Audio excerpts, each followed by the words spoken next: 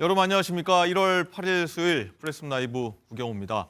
자, 혼란 끝에 다시 원점입니다. 고위공직자범죄수사처 공수처가 어젯밤 윤석열 대통령에 대한 체포영장을 다시 발부받았습니다. 자, 이제 언제 재집행을 시도하느냐 이게 관심이겠죠. 자, 오늘 이 내용부터 살펴볼 텐데요. 먼저 공수처로 가보도록 하겠습니다. 자, 현지호 기자. 자, 영장을 발부받기까지 시간이 꽤 걸렸는데 영장 유효 기간은 결국 비공개가 됐네요. 네, 그렇습니다. 공수처는 어제 저녁 7시쯤 윤석열 대통령에 대한 체포영장 재발부 사실을 확인했습니다. 앞서 유효기간이 만료되는 당일인 그제 저녁 서울 서부지법에 영장을 재청구한 지 하루 만입니다. 기한 연장이 목적이었던 만큼 청구서에 담긴 취지나 혐의 사실 같은 내용은 기존과 거의 같았던 걸로 알려졌습니다. 법원에서도 상황이 크게 바뀌지 않은 점을 고려해 영장을 다시 발부해 준 것으로 보입니다. 공수처 관계자는 이번 체포영장 유효기간에 대해서는 말을 아꼈는데요. 수사의 밀행성을 고려한 판단으로 해석이 됩니다. 영장 집행에 성공하기 위해 기간이나 집행 시점 같은 세부 내용은 공개하지 않겠다는 거죠. 지난번과 같이 유효기간이 7일간이라면 이번 영장 기한은 오는 13일까지가 됩니다.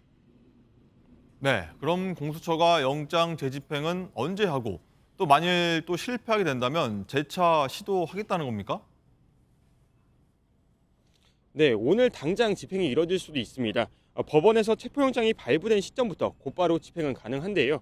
다만 공수처가 앞서 집행에 나섰다가 실패했기 때문에 곧바로 집행을 하기보다는 집행 시점을 고심하고 있는 걸로 알려졌습니다. 지난번에는 평일인 3일 금요일 오전 8시쯤 집행이 시작됐는데요. 당시 집행 인력이 공수처와 경찰을 합쳐 110명 정도였는데 대통령 경호처 측 인력 200여 명과 대치하다가 집행에 실패했죠. 또 그제 국민의힘 의원들이 한남동 대통령 관저 앞에 모여 내란죄 철회를 주장하는 등 영장 집행을 방해하려는 움직임이 더 커졌습니다. 평일과 주말, 집행 시간 등 공수처로서는 고려해야 할 사항이 더 많아진 상황입니다. 공수처는 인력 증원을 포함해 대책을 다각도로 검토하고 있는 걸로 알려졌습니다. 지금까지 공수처에서 전해드렸습니다. 네, 가능성이 높지 않지만 이르면 오늘 재집행이 이루어질 수 있다. 이런 취재의 기자 얘기 한번 들어봤고요. 자, 그리고 공수처 하면 또 이 인물 얘기 안 할 수가 없죠. 오동훈 공수처장이 그간 저간의 상황에 대해서 고개를 숙였습니다. 먼저 그 내용부터 보고 오도록 하겠습니다. 공수처장으로서 국민들께 사과 한마디는 하시고 시작해야 되는 거 아닙니까? 공수처장으로서 저희들 체포 영장을 집행했는데 경호처의 경호를 빌미로 해가지고 영장이 집행이 무산되었습니다. 사법부에 정당하게 발부된 체포 영장이 제대로 집행되지 못해서 법치주의가 훼손되는 그런 모습을 보이게 한 점에 대해서 공수처장으로서 매우 가슴 아프게 생각하고 국민들한테 매우 죄송하게 생각합니다. 그래서 나름대로 매우 열심히 준비를 하였습니다. 결과적으로 실패하였고 또 책임을 통감합니다. 2차 영장 집행이 마지막 영장 집행이라는 비장한 각오로 목적을 달성할 수 있도록 최선을 다하겠습니다. 네, 1차 영장 실패로 인해서 사과드린다. 그리고 마지막이라는 각오로 2차 집행하겠다는 얘기 들었고요. 자, 그제 계속 얘기 나왔습니다. 오동훈 공수처장 의지가 없는 거 아니냐, 너무 무능한 거 아니냐 이런 얘기까지 나온 바 있어서 완전히 비판도 많이 받았었는데 김광삼 변호사님, 네. 이 오동훈 공수처장 직접 얘기 들어보셨는데 어떤 느낌 받으셨습니까? 본인이 마지막 영장 집행이라는 얘기를 하고 있잖아요. 근데 마지막이 될 거예요. 그러니까 본인들이 그런 생각을 하고 있다 하더라도 또 본인들이 또 하고 싶어도 이제 하지 못하는 그런 상황이 올 것이다. 저는 그렇게 보거든요. 한 번밖에 기회가 없을 것이다. 그렇죠. 이게 공수처가 할 수 있는 마지막 기회다. 저는 그렇게 보거든요. 근데 만에 하나 이번 체포영장 집행 과정에서 또 굉장히 어수룩하면서 법적인 문제를 야기하고 체포집행영장 자체가 실패를 하면 공수처 자체에 존재 이유가 이제까지도 계속 존재 이유가 없고 그 전문성과 무능력에 대해서 비판을 많이 받았지만 네. 이번 영장 집행에서 실패하게 되면 공수처의 마침표를 저는 찍는다 이렇게 보고요. 그 다음에 대통령과 관련된 내란죄 수사에서 공수처는 이제는 손을 떼야 하는 거예요. 그래서 아마 이번 집행을 못하게 되면 여야 가릴 것 없이 또 국민으로부터 굉장히 지탄을 받을 것이고 그러면 스스로 이 내란죄에 대해서는 한 발 뒤로 물러가야 하고 관련된 모든 기록 이런 것들은 이제 경찰에 이첩을 해야 하는 게 네. 맞다고 봐요. 왜냐하면 역량이 안 되는데 계속 가지고 있을 수는 없잖아요. 그래서 본인들도 이번에 체포영장 집행이 공수처의 명운을 걸려 있고 이거에서만 실패하면 이제 공수처를 폐지한다는 여론이 굉장히 강하게 있을 것이다 이렇게 봅니다. 네. 검사 출신의 김광선 변호사님 말씀 들어봤고요. 오동 공수처장 얘기, 이 김상일 부대변인 어떻게 들으셨습니까? 일단은 1차 집행이 그 공수처의 권위와 국민적 신뢰를 심각하게 훼손하고 그다음에 확고한 법치 의식의 훼손을 가져왔습니다. 그럼 이 부분에 대해서 공수처의 장으로서 사과를 할 필요가 있는 것이고요. 네. 책임감을 느껴야 하고 그런 부분에 대해서 잘 알고 있다. 일단은 기본적으로 이렇게 생각이 듭니다. 그리고 저런 이야기를 통해서 2차 집행에서는 훼손된 법치와 기관의 어떤 권위와 신뢰를 회복하겠다는 의지 표명을 한 것으로 보이고요. 네. 그리고 경호처에는 이것이 정당한 법 집행이라는 메시지를 보냄으로써 경고의 메시지도 담았다라는 생각이 듭니다. 그래서 결론적으로 2차 집행의 결과에 따라서 이 모든 것에 대한 진정성 그리고 지금 말씀해 주신 기관의 어떤 존재 가치, 존폐 기록. 존폐의 기로 이런 것들이 결정되지 않을까 이런 생각이 듭니다. 네. 오동 공수처장 얘기가 많이 나오는데 두 분이 한번 말씀 들어봤고요. 자, 그리고 어제 국회 법사위에서는 또 이런 얘기가 나왔습니다. 윤 대통령 도주 의혹에 대한 얘기가 나왔는데 오동 공수처장이 얘기한 부분입니다. 무슨 얘기인지 한번 듣고 오시죠. 윤석열은 관저에 있습니까?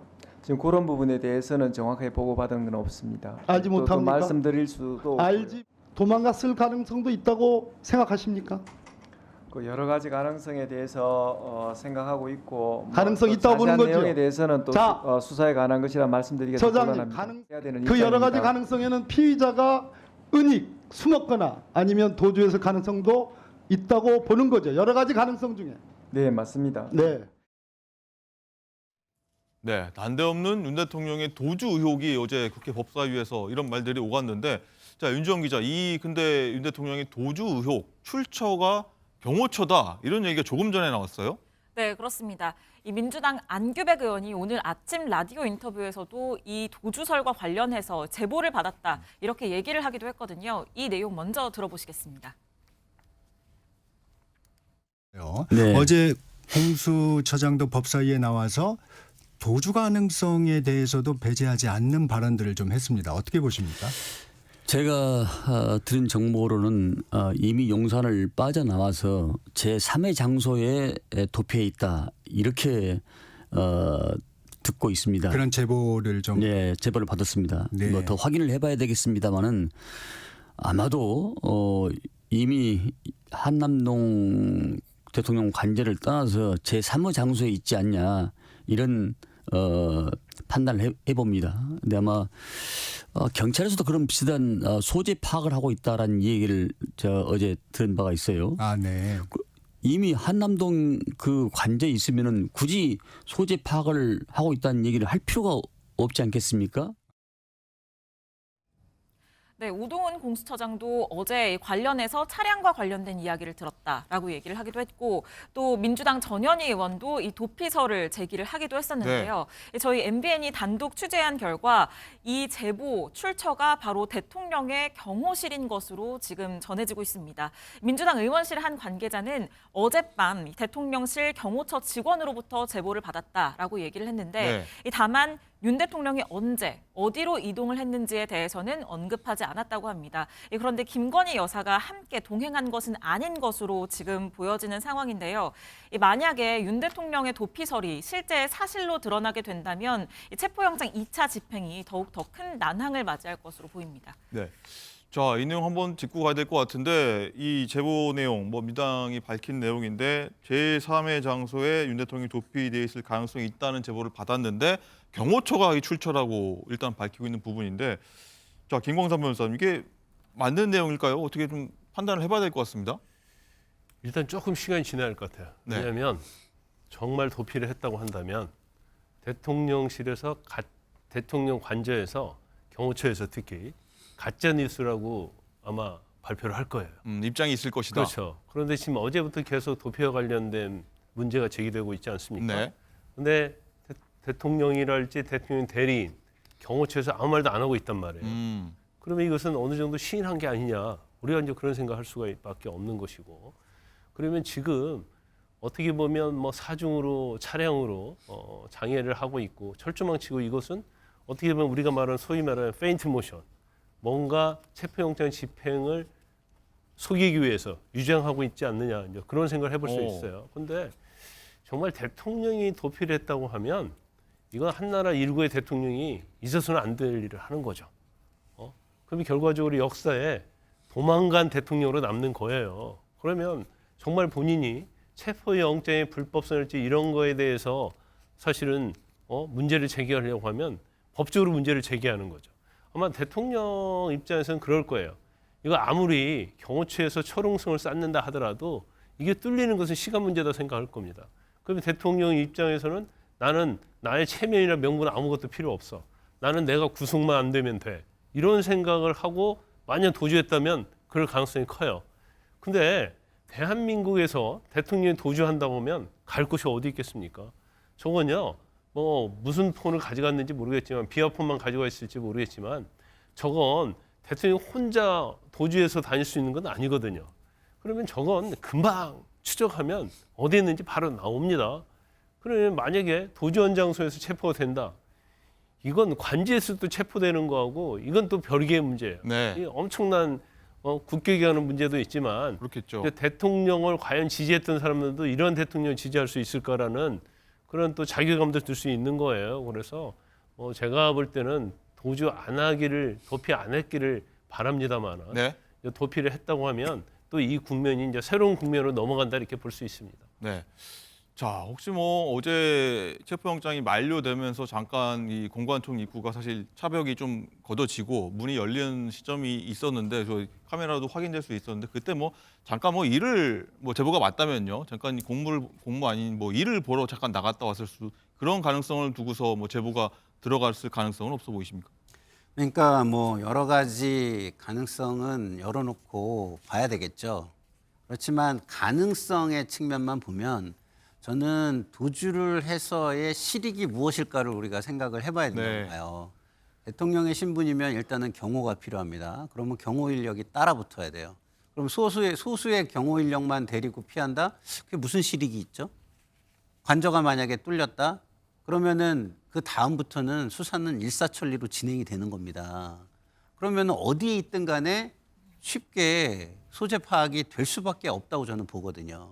그러면 관저 안에 있는 것이 경호나 법적 대응에 있어서 가장 유리한 장소라고 생각하지 않을까. 그렇다고 본다면 도주의 가능성은 좀 낮지 않을까 낮다. 생각을 하는데 그럼에도 불구하고 윤석열 대통령은 정상적인 사고를 지금 하고 있는지에 대해서 저는 좀 의문은 있거든요. 왜냐하면 유튜브에 너무 매몰이 돼서 비상계엄을 했다라고 저는 개인적으로 판단하거든요. 그러면 그런 어떤 사람들의 이야기를 또 듣고 충동적으로 움직였을 가능성도 배제할 수는 없다. 그래서 모든 가능성을 열어놓고 생각을 해야 되지만 네. 가능성 측면만 보면은 그래도 관저에 있을 가능성이 조금 더 높지 않을까라고 저는 생각합니다. 네. 뭐 제보가 신빙성이 없어 보인다는 말씀을 해주셨는데 하나 더 질문 드리자면은 그럼 만약에 나왔다고 하면 만약입니다. 이 관저에서 나왔다고 하면 어디에 있을 가능성이라고 보십니까? 근데 일단 뭐 이게 또 해프닝으로 끝날 수도 있어요. 그러면 그건 우리가 예측할 수가 없죠. 네. 왜냐하면 도주라는 것은 찾지 못하게 하기 위해서 하는 거 아닙니까? 그런데 이걸 애견 가능하게 할 수는 없을 것이다. 그러면 경호처에도 아마 비밀에 붙였을 거고 뭐 경호처장 정도는 뭐 어디로 가겠다고 얘기를 했을 가능성이 있겠죠. 네. 그런데 아까 뭐 우리가 계속 얘기한 것처럼 국민 개인 한 사람이 도주해도요 대한민국은 굉장히 좁아요. 그리고 경찰 입장에서는 이걸 찾으려고 맘먹으면 뭐 휴대폰에 GPS랄지 그 다음에 관련된 사람들을 추적하면 다 찾을 수 있거든요. 혼자 도취해가지고 뭐 산속에 들어가 있는다 하더라도 사실은 CCTV 다 있습니다.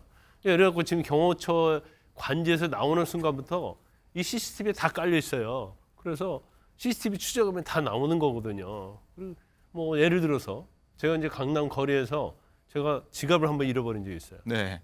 경찰이 한 3시간, 4시간 만에 누가 가져갔는지 찾아내더라고요. 어. 그 정도로 마음을 먹으면 이제 사건이 많으면 시간이 지체될 수 있겠지만 그래서 제가 볼 때는 대통령은 검찰총장 출신이고 또 수사에 대해서 잘 알고 또 뭐 도주한 피의자랄지 피고인 검거 이런 것도 상당히 뭐 그 시스템에 알고 있겠죠. 그래서 뭐 저는 개인적으로 볼 때는 설마 도피했을까라는 생각을 합니다. 네.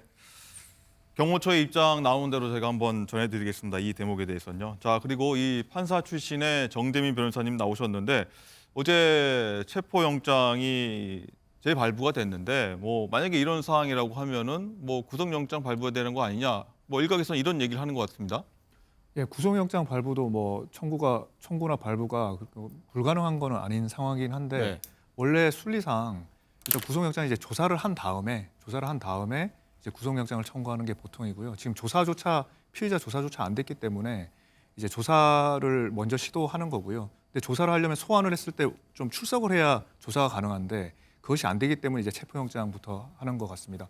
근데 그 체포영장은 또 혐의 입증 요건도 발부 요건도 훨씬 구속영장에 비하면 이제 용이한 편이니까 네.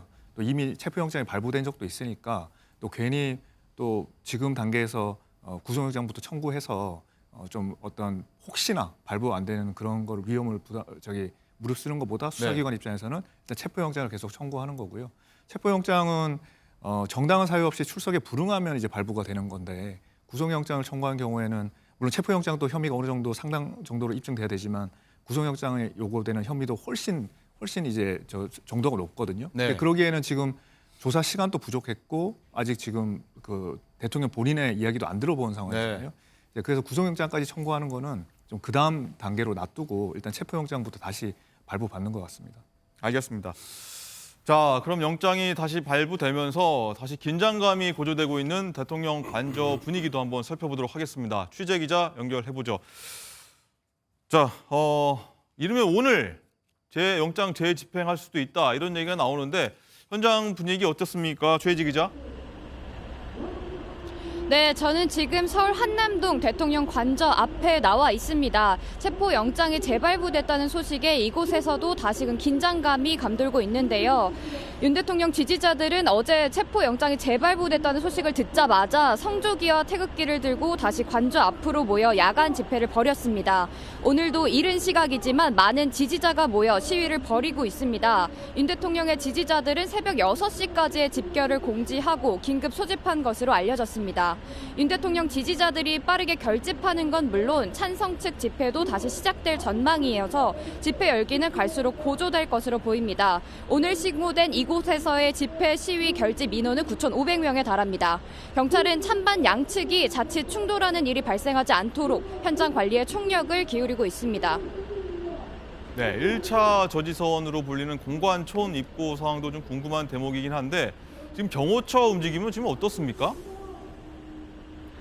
우선 지난 3일 1차 체포영장 집행 시도 이후 관저 주변 경계는 더욱 삼엄해졌었는데요. 여기선 보이지 않지만 지금 현재 관저 앞은 철문을 사이에 두고 대형 버스들이 꽉 가로막고 있는 상황입니다. 공관촌 앞으로 이동하기 위해서도 경호처 관계자로 보이는 사람들로부터 신분을 확인해야 들어갈 수 있습니다. 어제까지는 체포영장 만료로 경호 인력이 다소 완화된 모습이었지만 경호 인력도 재정비한 것으로 보입니다. 관저 주변으로 철조망이 설치된 것은 물론 경호처가 여전히 영장 집행에 비협조적인 만큼 공수처는 2차 집행에 나서기에 앞서 더 철저한 준비가 필요해 보입니다. 지금까지 한남동 관저 앞에서 전해드렸습니다.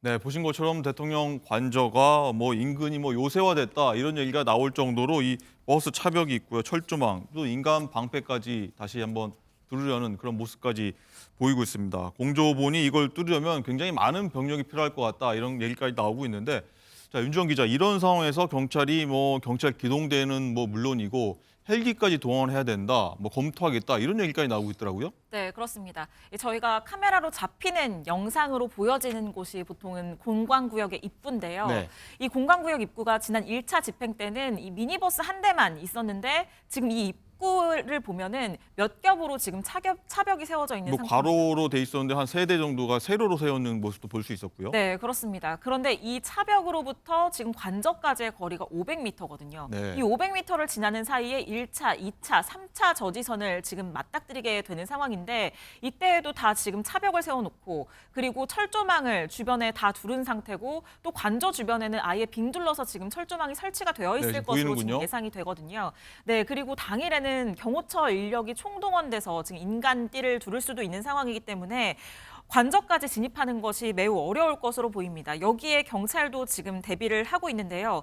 일단 거론되는 건 이 진입을 막는 경호처 직원들을 우선적으로 모두 체포하는 방안입니다. 이 공조부는 경호처 직원들을 특수 공무집행 방해 혐의로 이 현행범 체포하는 방안을 지금 적극적으로 검토를 하고 있는데 경호처에서 뭐 300명, 400명 정도 투입을 한다고 했을 때 여기에 3-4배에 달하는 이 경찰 인력을 투입을 해서 1시간에 10명이 됐든 20명이 됐든 이 경호처 직원들을 모두 체포를 해서 이 대열을 무너뜨리는 방법을 택할 수 있다는 겁니다. 차벽과 철조망은 경찰이 가지고 있는 특수 레커차 그리고 장갑차 등의 장비를 동원을 해서 뚫고 나간다는 전략이고요. 이런 경우에는 체포영장 집행이 굉장히 장기전이 될 수 있습니다. 네. 경호처 직원들이 몇백 명이 있을 거기 때문에 1시간에 뭐 몇 명씩 이렇게 현행범으로 체포를 한다고 해도 24시간 이상 걸릴 수 있는 작전이 될 수도 있고요. 또 다른 방법은 이 경찰 특공대를 투입하는 방안인데 경찰 특공대를 투입을 해서 헬기로 이 관저 상공에 직접적으로 이 진입을 하는 방법입니다. 관저에 바로 투입 들어간다. 네, 그렇습니다. 단기간에 대통령의 신병을 확보하기 위한 방법인데 그런데 다만 이 내릴 수 있는 구역이 충분히 마련이 되어 있어야 하는데 이게 얼마나 있는지 또 경찰 특공대 인원은 소수만 또 진입을 할 수가 있는 상황이기 때문에 이렇게 된다면은 그럼 그것도 좀 어려울 수 있어서 이 부분도 지금 고려를 하고 있습니다. 자, 김건삼 변호사님, 뭐 지상이 꽉 막혀 있으니까 일단 헬기로 이 상공에서 경찰 특공대들을 이렇게 좀 투입한, 뭐 레펠이라고 하죠, 쭉 내려보내는 뭐 그런 방식을 좀 검토하는 것 같은데 대통령을 이렇게까지 체포해야 되느냐, 뭐 이런 말이 나올 법 같기도 합니다. 근데 이제 체포영장이 이미 발부되기 때문에 네. 이걸 갖다 사실은 집행을 안 하고 저렇게 요새화를 만들어 버리면 결과적으로 먼저 포기를 한다. 이거 자체는 제가 볼 때는 공권력에서는 이걸 받아들이기는 쉽지 않죠. 그럼 일단 체포영장이 발부받았기 때문에 이건 이제 집행을 해야 하는데 이제 집행 방법을 어떻게 할 것인가. 사실 1차 집행 때 이미 이러한 준비를 만만하게 하고 들어가서 적어도 뭐 한 200명 이상, 300명 정도 들어갔다고 한다면 집행하는 데 문제가 없었을 거예요.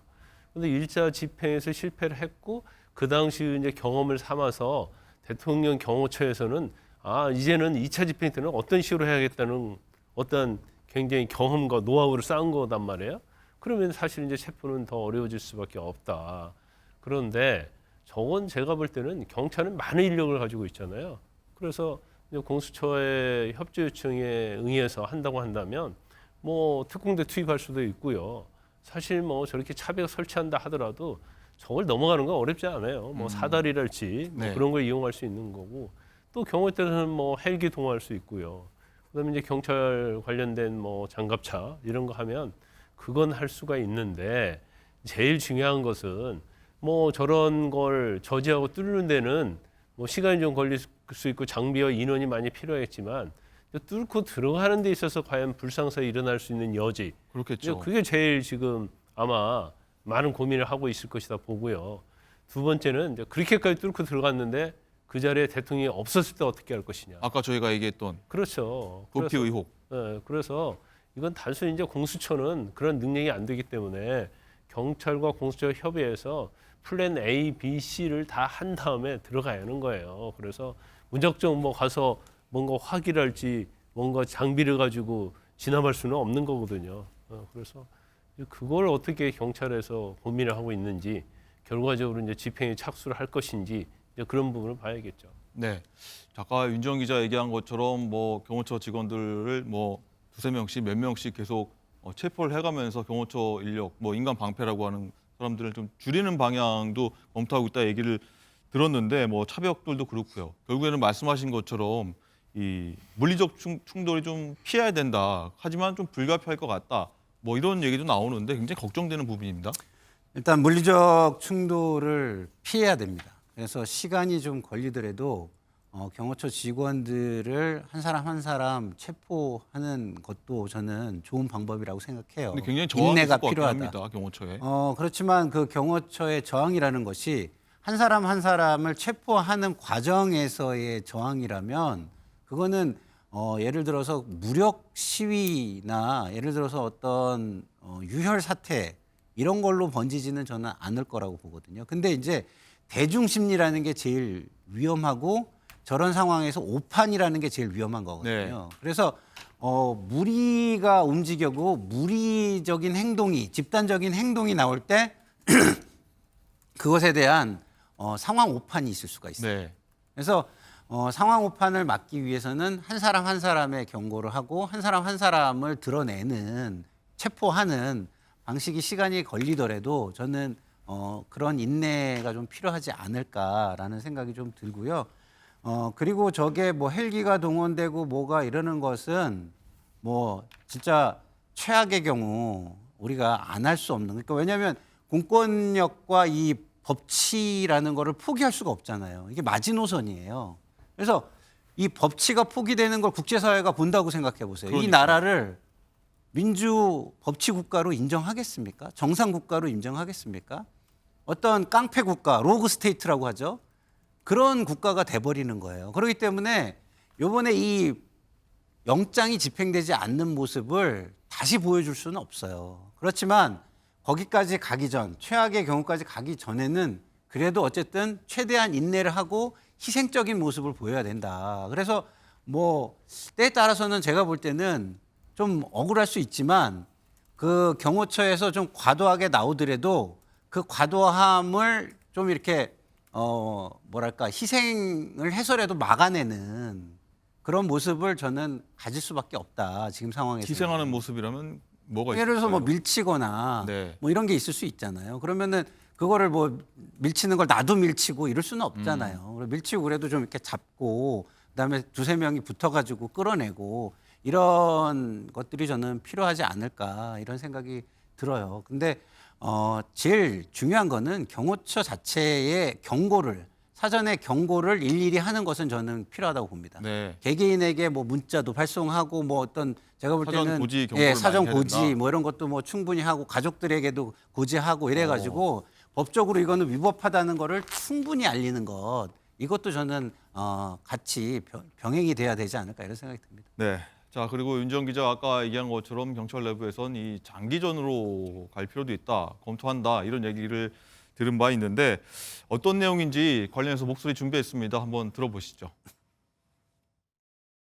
취한 상황에서 2박 3일이고 3박 4일이고 이렇게 시간을 가면서 계속 그 10명, 20명씩 계속 현행범 체포를 하고 그 무너지게 만들고 그런 다음에 들어가는 방법들도 있거든요. 경호처 직원 뭐 한 300명 정도 동원됐다고 이렇게 이야기를 하니까요. 한 3배 정도, 뭐 한 900명 정도라면 네, 뭐 한 24시간 정도 지나면 대열은 흩어질 가능성이 상당히 많고요. 또 경호처장이라든가 차장, 본부장 등을 먼저 검거를 한다고 하면 실제로 300명이라는 숫자는 있지만 전체가 다 똑같은 마음은 아닐 거라고 생각을 하는 거죠. 그리고 시간이 지나면 하루 이틀 뭐 48시간, 24시간이 지나면 당연히 사람은 무너질 수밖에 없거든요. 체력적으로도. 자, 이런 얘기를 좀 쭉 들었는데 경호처 수뇌부부터 체포해야 된다. 뭐 경호처 직원들을 현행범으로 순차적으로 체포하면 12시간 정도 뒤에는 경호처 대열이 무너질 수 있다. 이런 의견이 나왔는데 정대민 변호사님, 이게 현실성 있는 얘기입니까? 어떻습니까? 지금 이제 법적으로는 저렇게 했을 때 저희가 이제 그 한 명씩 체포하는 거잖아요. 한 명씩 떼낸다는 건 그냥 법적으로 이제 그냥 떼는 게 아니라 체포를 한다는 거거든요. 체포하는 명분은 아마 현행범 체포로 하는 걸 겁니다. 현행범 체포의 제일 중요한 여건은 범죄를 지금 실행하고 있는지, 범죄를 실행하고 있는 자에 대해서 하는 거고 그게 명백해야 되는 거거든요. 근데 지금 우리 수사기관 입장에서는 지금 공권력 영장까지 들고 가는데 이 공무집행, 특수공무집행 방해가 명백하다. 그래서 아마 그 명분으로 현행범 체포로 이제 떼어내려고 할 것 같은데요. 아마 이건 또 나중에 또 논란이 될 것 같긴 해요. 지금 이제 영장에 문제가 있다고 또 윤 대통령 쪽에서는 주장을 하고 있으니까. 경호처에서도 그렇게 얘기하고 있고요. 근데 이제 명백하지 않다라고 이야기를 할 건데요. 그러니까 이거에 대해서는 사실 그리고 또 이제 그 위법한 어떤 체포에 대해서 계속 저항하는 거는 그건 뭐 공무집행 방해가 성립 안 된다 이런 또 법리도 있습니다. 근데 대개 그런 법리는 영장도 안 들고 간 그런 체포 이런 거에 대해서 저항할 때 네. 그거 가지고는 공무집행 방해가 안 된다 이렇게 판례가 나오는 거지. 지금 뭐 조금 논란은 있지만 영장이 유효하게 발부돼서 그걸 집행하는 과정에서 그걸 막아서는 것 자체는 이제 공무집행 방해로 보이고 그것도 명백하다고 볼 수 있을 것 이 같습니다. 부분 말씀하시는 거죠. 영장에는 그 경호처가 막아서는 안 된다라고 하고 있지만 경호처는 그래도 우리는 우리 일을 하는 거다라고 하는 그 맞서는 부분 말씀하시는 거죠. 그렇죠. 예. 그 부분은 계속 뭐 논쟁이 있을 것 같긴 한데 결국엔 중요한 건 영장입니까? 영장이 중요한 겁니까? 그 뭐 모든 이게 주체별로 임무별로 기관별로 전부 다 자기가 해야 되는 특히 공무원들은 임무가 있는 거죠. 뭐 소방관은 소방 그걸 해야 되고 경찰은 경찰을 해야 되고 근데 그런 것들이 상충됐을 때 어느 쪽 손을 들어주느냐 이런 문제가 또 제기되는 건데요. 네. 지금 여러 가지 상황상 지금 그런 모든 상황을 고려해서 법원에서 이제 영장을 발부한 거거든요. 그러니까 그리고 심지어 이제 이 부분에 있어서는 그 110조가 배제된다고까지 확인적으로 그 논란이 있지만 그 형소법이요? 얘기까지 하지 않았습니까? 그러니까 그런 마당에 그 모든 걸 고려해서 지금은 영장을 집행하는 것이 적법하다고 사법부가 이제 판단을 한 거기 때문에 네. 그 영장이 이제 집행되는 게 적법한 거죠. 그걸 막아서는 건 이제 위법한 행위가 되는 겁니다. 네. 자, 그런데 이 과정에서 하나 변수가 또 있습니다. 이 영장 체포 집행을 하게 되면은 국민의힘 의원 일부가 여기에 나서겠다, 직접 나서겠다라고 하는 부분이죠. 자, 윤지원 기자, 일단 경호처가 아니라 이 국회의원이 막아서게 되면은 영장 체포 막아서게 되면 이 부분은 어떻게 되는 겁니까? 네, 지금 오늘만 해도 윤상현 의원이 지금 조금 전에 관저로 들어가는 상황이거든요. 갔습니까? 네. 그리고 지난 6일에도 40명이 넘는 국민의힘 의원들이 관저 앞으로 향하지 않았습니까? 그죠. 그렇기 때문에 실제로 2차 집행이 벌어지게 되면 더 많은 의원들이 지금 관저로 갈 수가 있는 상황이거든요. 그래서 대통령의 관저를 육탄 방어할 수도 있는 상황인데 경찰도 이 부분에 대해서 고려를 하고 있습니다. 이게 경호처와의 충돌을 넘어서 국회의원들과 여당 의원들과의 충돌로까지 가게 된다면 그 파장은 뭐 비교할 수가 없이 더 커질 수밖에 그렇겠죠. 없기 때문에 국수보는 이런 경우에는 좀 우회 진입하는 방법을 고려를 하고 있다. 철조망이 다 설치가 되어 있긴 하지만 철조망을 뚫고 우회 진입하는 그런 방법을 고려하고 있다. 불필요한 충돌은 최대한 하지 않겠다라는 입장을 밝히기도 했고요. 또 다른 방법은 2차 체포영장 집행 전에는 관저 외곽에 지금 경찰 기동대가 지난 1차 집행 때도 2,700명 정도가 투입이 됐었거든요. 더 많은 인원을 투입을 해서 아예 국민의힘 의원들을 포함해서 이 관계가 없는 외부인들은 아예 이 안으로 출입을 할 수가 없도록 만드는 이런 방안도 지금 고려를 하고 있는 것으로 전해집니다. 네. 자, 김광선 변호사님, 국회의원이 막아선다라고 하면은 뭐 어떤 문제가 생기는 겁니까? 실제 뭐 수사관들이 경찰이 혹은 끄집어낼 수 있는 겁니까? 일단 첫 번째는요. 국민의 의원들이 저곳에 가서 체포 집행 영장을 방해하면 안 돼요. 국회의원이 왜 거기 가서 방해하는 거죠?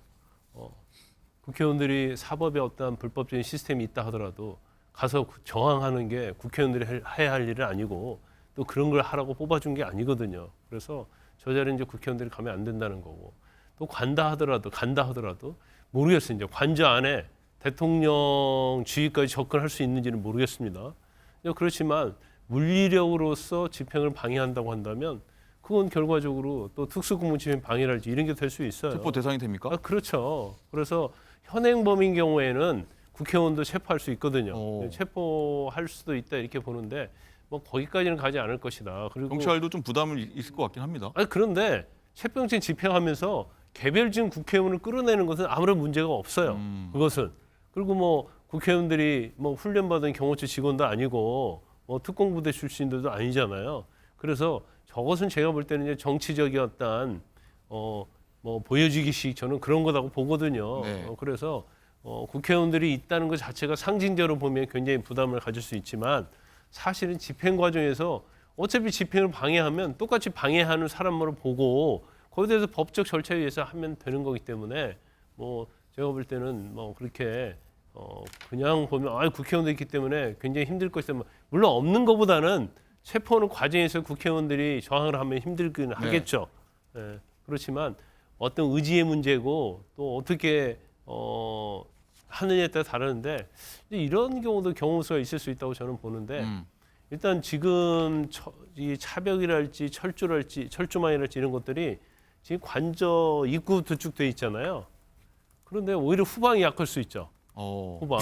후방은 결국 뭔가 길이 있는 게 아니기 때문에 네. 뭔가 철조망 정도 이렇게 설치되어 있다고 한다면 그곳이 가장 약할 수 있어요.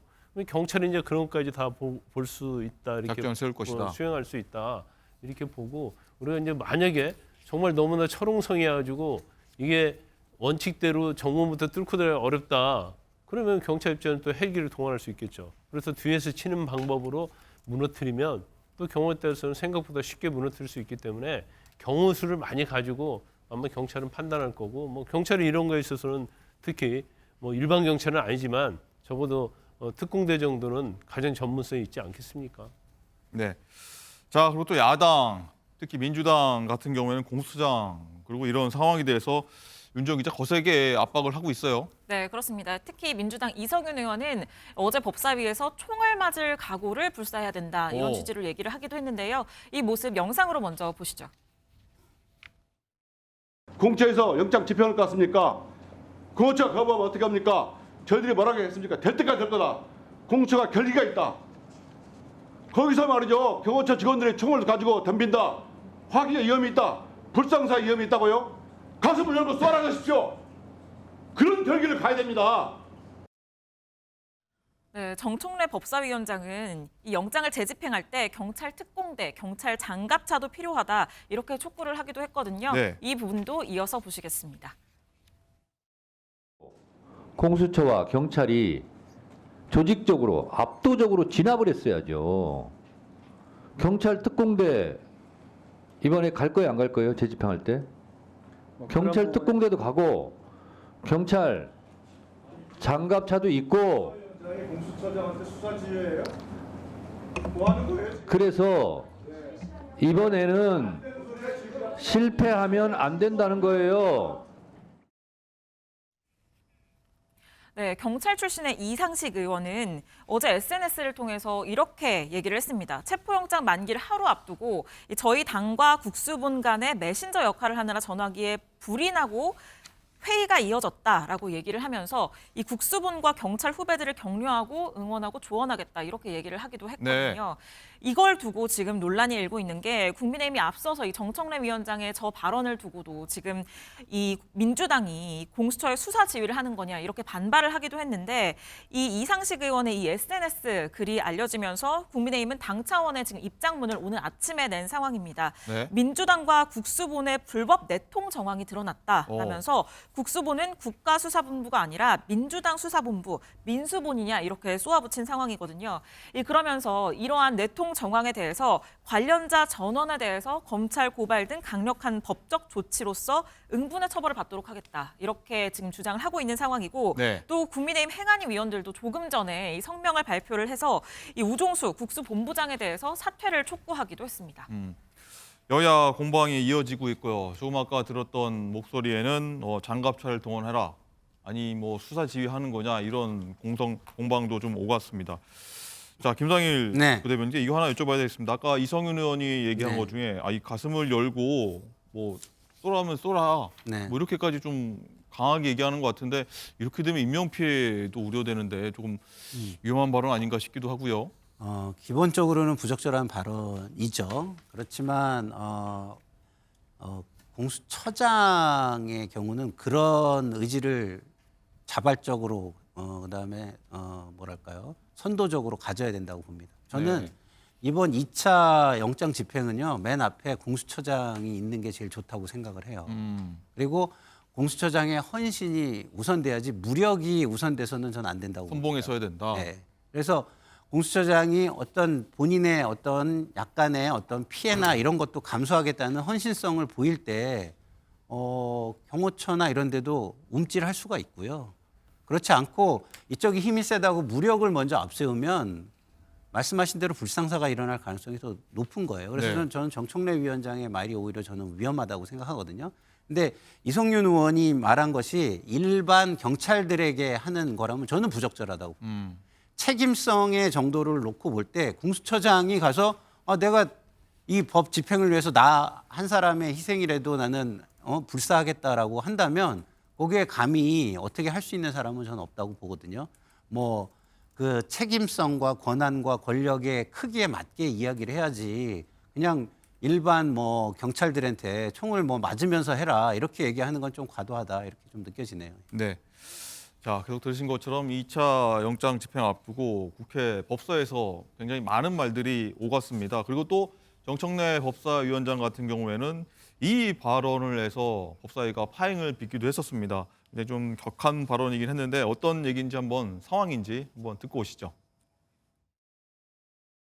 헌법재판소에서는 헌법재판하는 것이고 법원에서는 내란죄에 대한 형사재판하는 것이에요. 내란죄를 형사재판하는 법원에서 윤석열은 사형을 당할 거예요. 선고 당할 거예요. 그러니까 헌법재판소에서 내란죄를 헌법으로 판단한다고 해서 너무 걱정 안 하셔도 돼요. 의사 진행을 하기가 매우 어렵습니다. 따라서 잠시 정회를 하고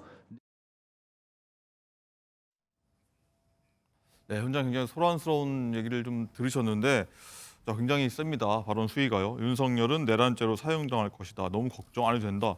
굉장히 강도 높은 발언인데 김광삼 변호사님, 이 발언이 굉장히 셉니다. 우리가 이제 정청래 의원에 대한 자질에 관한 문제를 수없이 얘기를 했고 또 막말로 인해서 저 사람이 이제 국회의원으로서 또는 법사위원장으로서 정말 자격이 있느냐 비판을 많이 받아왔죠. 그런데 지금 이 어려운 시기에도 지금 말을 너무 함부로 하고 있다. 본인 수사지휘하고 있잖아요. 장갑차를 갖고 가랄지 뭐 그런 식으로 특공대 얘기를 하고 있고 그다음에 본인이 또 판사예요. 사형 받을 것이다. 이게 법사위원장으로서 할 얘기가 아니죠. 그래서 저런 것은 맞지 않다 이 보고 아까 총 맞더라도 가라. 뭐 장갑차 가지고 가라. 이런 얘기가 일단 자기가 가는 거 아니잖아요. 자기 보고 총 맞으러 가라고 하면 가겠습니까? 아무리 공무집행을 한다 하더라도 물론 그런 결기를 가지라고 뭐 말에 취지다고 이렇게 해석할 수 있다 하더라도 네. 저는 극단적인 언어를 쓰면 안 되고 정청래랄지 이성희 의원 보면 마치 체포영장 집행 과정에서 불상사라도 뭔가 일어나기를 바라는 사람처럼 말을 해요. 저러면 안 되죠. 그리고 중요한 것은 우리나라는 지금 상권분립돼 있잖아요. 왜 국회의원들이 사법제기의 체포영장 집행에서 왜 이렇게 관여를 하고 이상식 의원도 마찬가지죠. 자기는 자랑을 하고 자기 지지자한테 뭔가 뭐 칭찬 듣고 싶어서 하는 거 모르겠지만 경찰이 알아서 체포영장 집행해야 하는 거예요. 근데 왜 체포영장 집행하는데 자기하고 상의를 하죠? 왜 국회의원하고 입법부는 국회하고 상의해가지고 체포영장 집행하고 수사를 상의합니까? 그러면 오해받을 소지가 있는 거죠. 자, 아무리 죄를 많이 졌다 하더라도요. 수사 공정하게 돼야 하고 그다음에 법원의 재판도 공정한 절차를 거쳐야 하고 그다음에 탄핵 재판도 헌법재판도 공정하게 가야 하는 거예요. 그리고 공정에 대해서 어떤 의심이 있게 되면 그 결과에 대해서 한쪽이 지지하는 세력이 인정하지 않습니다. 그렇기 때문에 말 함부로 하지 말고 자기 자랑한다는 것이 그게 엄청난 후폭풍이 있다는 걸 알아야 하는데 정치인들의 특징이 굉장히 쇼를 잘하고 그런 건 있기는 하지만 이런 엄중한 상황에서는 자중해야 한다 저는 그렇게 봐요. 네, 윤석열 사형 당할 것, 이 김상일 의원님, 좀 정청래 법사위원장이 감정이 좀 격해졌던 걸까요? 감정이 격해지지 않았던 개인이 아니라 위원장이라는 자리는 제도입니다. 제도. 네. 그 모든 직위나 직제에는 그 의무가 따르는 거예요. 그 역할이라는 게 존재하는 거고 직위와 직제에 따라서. 그러면 위원장이라는 직위 직제에 알맞는 행동이라고 저건 절대 볼 수가 없죠. 위원장은요 중립적으로 그 회의를 진행해야 될 의무가 있습니다. 저거 굉장히 중립적이지가 않죠. 그러면 민주당 출신이라는 걸 감안해도 직위 직제에 맞는 어떤 책임감이나 공적 의식은 전혀 가지고 있지 않다는 거기 때문에 저 위원장 자리에는 맞지 않는 사람이라는 거를 명확히 보여주는 겁니다. 그래서 본인이 예를 들어서 위원장 자리에서 내려와서 다른 곳에서 개인적으로나 아니면 민주당 소속으로서 그냥 주장하는 거라면 그래도 저 과도한 주장입니다. 이렇게 비판받을 수 있는 거예요. 그렇지만 위원장으로서는요, 저거는 비판 정도가 아니라 자격이 없는 거라고 저는 말할 수밖에 없습니다. 네, 개인 의견 들어봤고요. 어쨌든 아까 저희가 영장 재집행이 이루어지면 국민의힘 의원 수십 명이 또 가서 막아설 것이다 이런 얘기 했었는데 그제 아침 영장 만료되던 그제 아침에도 국민의힘 44명이 사실 간 바가 있는데 여길 두고서 계속해서 파장이 이어지고 여러 해석까지 나오고 있습니다. 얘기 이어가도록 하겠습니다. 한번 현장 상황 먼저 보도록 하시죠. 불법적인 수사 권한에 따른 불법 영장 집행을 방치하는 것은 결국 대한민국의 법치를 무너뜨리는 것이라고 생각을 합니다. 적법 절차를 무시하고 과속을 하거나 직권을 남용하는 경우가 있다면 눈을 부릅뜨고 반드시 살피고 그에 대한 책임을 끝까지 추궁할 것이라는. 좀 안타까운 마음은 듭니다. 그러니까 민심이랑 이렇게 많이 괴리될 수가 있구나라는 생각.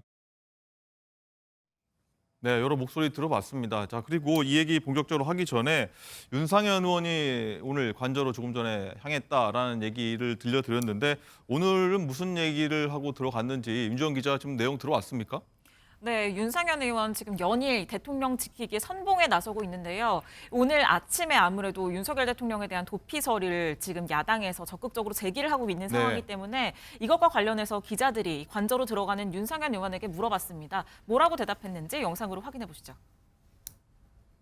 그 야당에서는 대통령이 도주했다는 의혹 제기하는데 안에 있으신 저는 그건 모르겠습니다. 저는 그거에 대해서 확인해 줄 수 있는 그런 입장에 있지 않습니다. 네, 앞서서 그제는 윤 대통령이 의원들 얼굴을 보고 싶다 이러면서 관저로 들어오라라는 얘기도 했다고 하는데 과연 오늘은 그 관저로 들어가서 윤 대통령과 어떤 대화, 소통을 하게 될지 어떻게 될지 그 부분에 대해서 지금 관심이 주목되고 있습니다. 네, 뭐 의원들 같은 경우에 향해서 이제 윤 대통령이 식사도 하고 가라 뭐 이런 얘기까지 있었죠? 네, 그렇습니다. 그제 의원들이 많이 갔는데 그때 관저로 들어갔던 의원들도 몇 명 있었거든요. 네. 그런데 그때 윤 대통령이 이제 의원들의 얼굴을 보고 싶다라면서 식사를 제안을 했다고 하는데 그런데 국민의힘 의원들은 이게 모양이 좋지 않을 것 같다라고 해서 거절을 했다고 했거든요. 그런데 그 이후에 지금 도피설이 나온 상황이어서 오늘 일단 윤상현 의원이 다시 관저로 들어갔다고 하니까 이후의 상황은 어떻게 전개될지 좀 봐야 될 것 같습니다. 네.